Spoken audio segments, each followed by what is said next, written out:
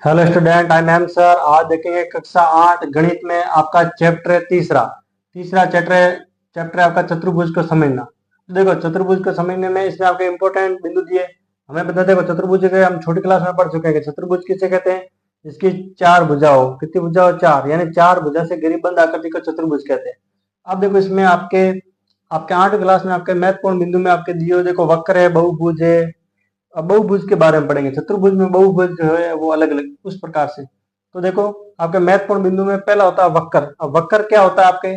जब आप कागज से पेंसिल को हटाए बिना बिंदुओं को आपस में जोड़ते हैं तो एक वक्र प्राप्त होता है।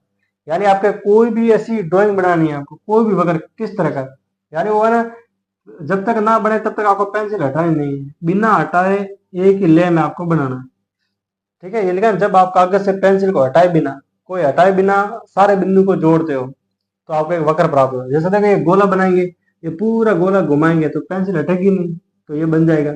इसमें देखो, इसको ऐसे जोड़ेंगे, ऐसे जोड़ेंगे, ऐसे और ऐसे जोड़ेंगे तो पेंसिल हटेगी नहीं, पूरा बन जाएगा।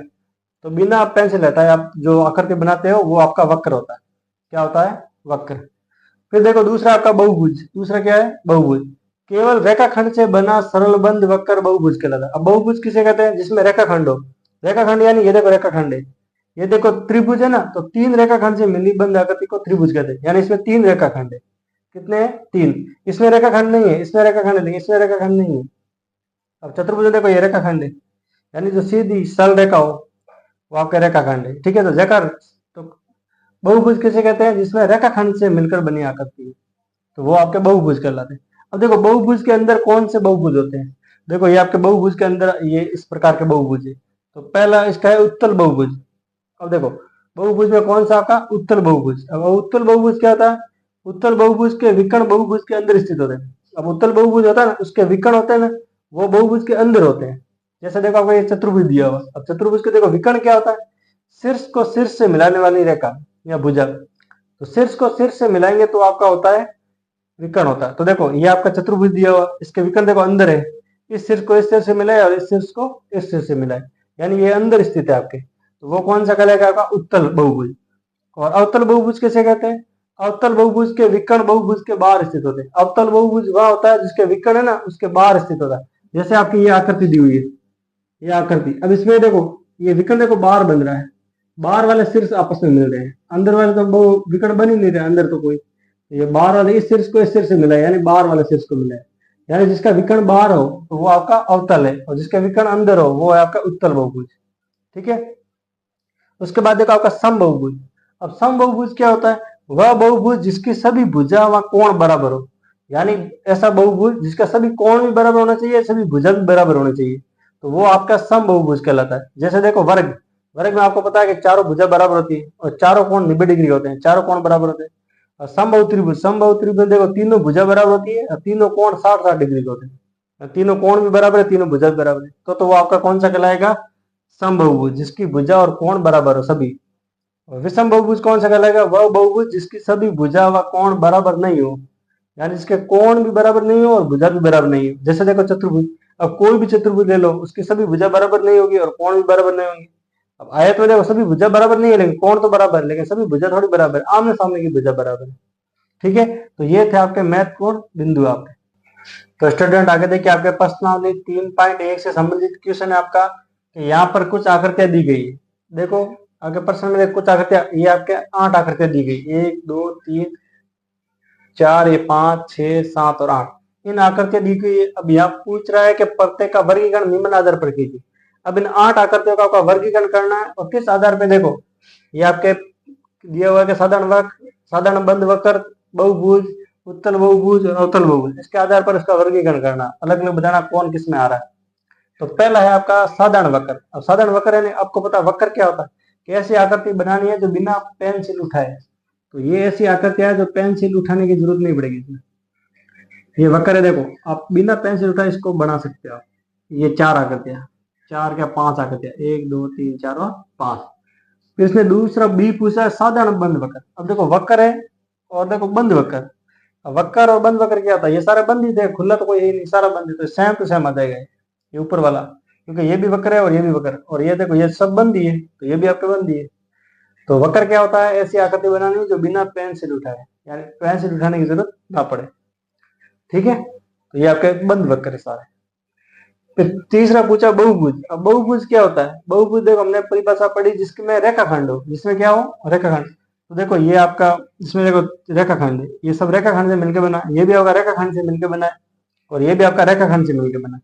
ये देखो रेखाखंड नहीं है इसमें, ये वाला, इसमें रेखाखंड नहीं है। ठीक है, इसमें सब रेखाखंड है आपका। फिर देखो पूछा डी, इसने उत्तल बहुभुज। अब हमें पता है उत्तल बहुभुज क्या होता है? जिसके विकर्ण अंदर हो। अब इसमें ऐसी आकृति एक ही है जिसके विकर्ण अंदर बनेंगे, बाकी के बनेंगे नहीं विकर्ण, इनके विकर्ण बाहर बनेंगे। देखो इसके शीर्ष बाहर है तो बाहर ही बनेंगे, जिसके देखो अंदर बनेंगे, एक यहाँ और एक ऐसे। ठीक है, तो ये आपका उत्तल बहुभुज है। फिर ये देखो आपका अवतल बहुभुज है। अब ये उत्तल कैसे? देखो सुनना, ये उत्तल कैसे है? देखो इसके विकर्ण अंदर है ना, तो हम बना सकते हैं इसके विकर्ण कैसे। और अवतल बहुभुज क्या होता है? जिसके विकर्ण आपके बाहर स्थित हो। जिसके विकर्ण क्या हो? देखो ये आपका शीर्ष है, और ये शीर्ष को इस शीर्ष से मिलाएंगे, ये विकर्ण बाहर इन स्थित है। इसके भी देखो विकर्ण बाहर बना सकते हैं, इसके विकर्ण बाहर ही होंगे, नहीं बाहर शीर्ष है इसके। ठीक है, तो इसके विकर्ण हो जाएंगे बाहर। तो ये देखो निम्न आधार पर इसका वर्गीकरण किया। तो स्टूडेंट आगे देखिए, आपका इसमें पूछा है कि प्रश्न 3.1 का दूसरा क्वेश्चन है समबहुभुज क्या है? आपको बताना समबहुभुज क्या है। एक समबहुभुज का नाम बताइए जिसमें 3 भुजा हो, 4 भुजा हो, आपकी 6 भुजा हो। तो देखो पहले पूछिए परिभाषा समबहुभुज। समबहुभुज,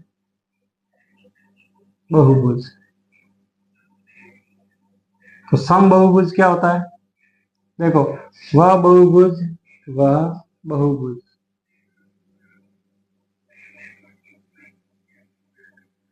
देखो समबहुभुज क्या होता है? वह बहुभुज जिसकी जिसकी सभी भुजा व कोण बराबर हो। तो समबहुभुज क्या होता है? कि वह बहुभुज जिसकी सभी भुजा व कोण बराबर हो, समबहुभुज आपका कहलाता है। ठीक है, और देखो आपका पूछा है 3 भुजा। पहला इसने क्या पूछा है? 3 भुजा। अब आपको पता 3 भुजा किस में होगी? त्रिभुज में होगी। तो देखो 3 भुजा वाला बहुभुज त्रिभुज कहलाता है। इसका आंसर क्या आएगा आपका? त्रिभुज। 3 भुजा किस में होगी आपके? त्रिभुज में। दूसरा आपका देखो 4 भुजा है, तो 4 भुजा वाला समबहुभुज होता है आपका चतुर्भुज, यानी बहुभुज होता है आपका चतुर्भुज। 4 भुजा वाला कौन सा होता है? चतुर्भुज। और आपके 6 भुजा, 6 भुजा वाला होता है छठभुज।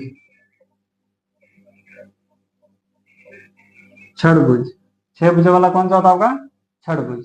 तो ये इसका आंसर है। इसने पूछा समबहुभुज क्या है, तो वह बहुभुज जिसकी सभी भुजा और कोण बराबर होते हैं, वो होता है आपका समबहुभुज। फिर पूछा है कि एक समबहुभुज का नाम बताइए जिसमें 3 भुजा हो। 3 भुजा कौन सा? त्रिभुज। और 4 भुजा चतुर्भुज, और 6 भुजा छठभुज। ठीक है।